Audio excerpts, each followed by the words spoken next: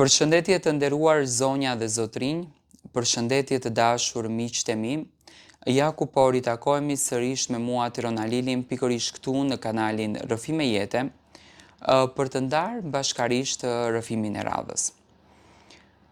Sot do të flasim për një letër e cila në fakt më ka mbritur në redaksin time, një letër e shkruar nga një vajzë e cila jeton në Shtetet e Bashkuara të Amerikës, por ka një peng në zemër.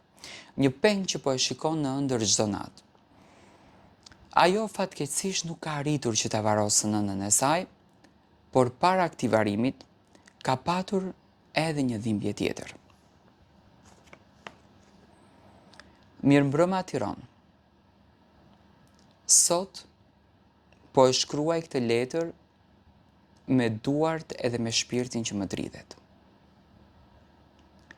Mendoja që jeta është shumë e gjatë. Mendoja që do të gëzojmë, do të kremtojmë shumë vite. Por në thelb jeta që nga shumë e shkurtër. Ditët kalokan me njëherë, netët kalokan me njëherë dhe muajt ikin si ujë. Shpesh herë pyes veten çfarë po ndodh me botën? Apo ku po shkon bota? Nënën time e kam patur pikë të dobët. Ajo ka qenë njeriu që mua më dha lumturinë, mua më dha dashurinë. Por si vajzë e re, u dashurova me një djalë që i besova jetën. Ishte njeriu që më bënte të ndjem shumë e lumtur. Ishte njeriu që më bënte të ndjem shumë e gëzuar. Ai jetonte në Shtetet e Bashkuara të Amerikës, edhe për mua, Amerika ishte një botë në ëndër. Mendoja se po të vish në Amerikë, ti e ke kapur qiellin me dorë dhe po saj nuk të duhet gjë tjetër. Por fatkeqësisht nuk kishte qenë ashtu. Amerika ishte sekret më vete. Sfidë, lodhje, punë, angazhime. Vërtet të jepte gjithçka, por edhe të merrte shpirtin dhe ta merrte kohën për më të mirën, për familjen tënde. Ndenja me ish bashkëshortin tim 4 vite e martuar.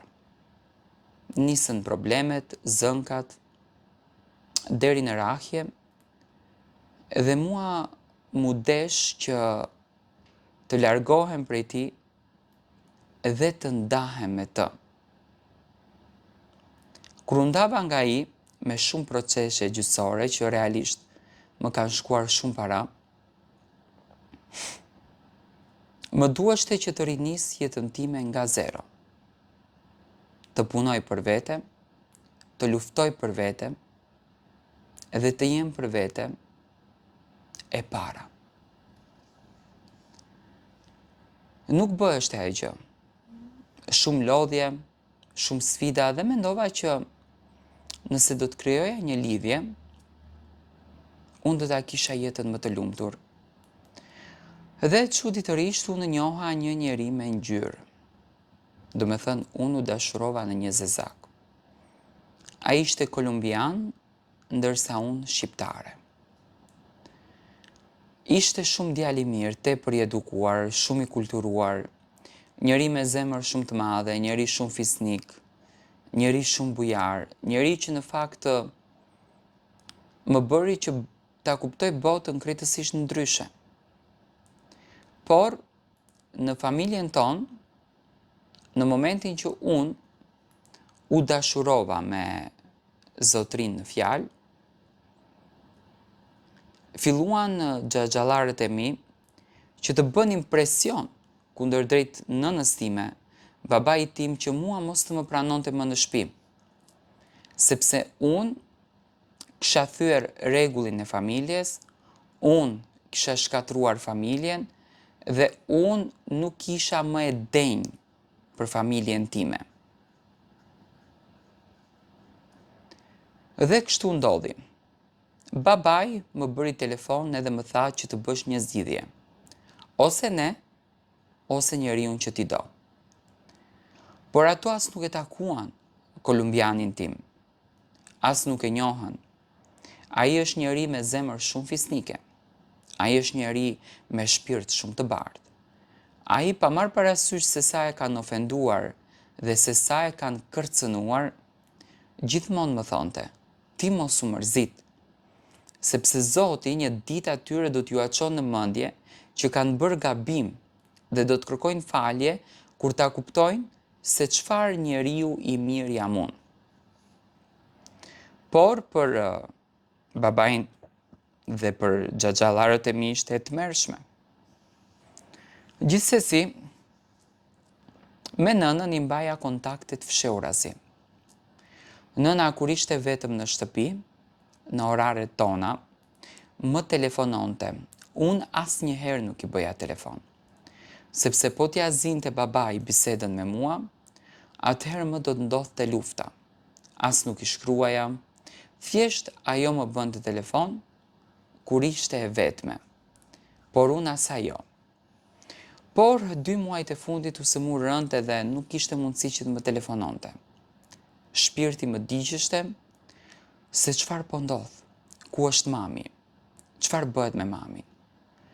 Kur një javë më përpara e pash në Facebookun e djalit të xhaxhait tim, që nuk e kam shok në Facebook, që nëna ime kishte ndruar jetë. Jam shumë e thyer në shpirt. Bëra telefon tek telefoni i mamit, nuk më hapi njëri. I kam shkruar djalit të xhaxhait, nuk ma kthen.